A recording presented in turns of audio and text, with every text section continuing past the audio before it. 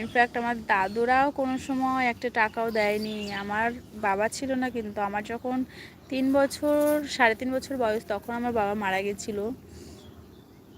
আর joint family ছিল, আমার বাবা মারা যাওয়ার পরই আমার মাকে আলাদা করে দিল।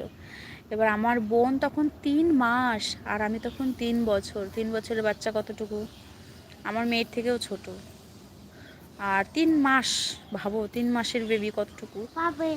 এবার ওই অবস্থায় আমার দাদুরা আমার মাকে আলাদা করে দিল। তাহলে ভাবো পরিস্থিতিটা, তাহলে কেমন ফ্যামিলি একটু বুঝতেই পারছো। কোনো দিনও কারো কাছ থেকে 100টা টাকাও পাইনি। 100 টাকা তো দূরের কথা, 5-10 টাকাও কোনো দিন দেয়নি পুজোতে দেখার জন্য। মেলা বাজার আসলে মায়ের সঙ্গে গেছি, ঘুরেছি। মামাদের বাড়ি আসলে মামারা দিত, মিথ্যে কথা বলবো না, মামাদের কাছ থেকে পেয়েছি। কিন্তু মানে আমাদের মানে ফ্যামিলি থেকে ওই দাদুরা, কাকা, জেঠুরা, এদের কাছ থেকে কোনোদিনও পাইনি।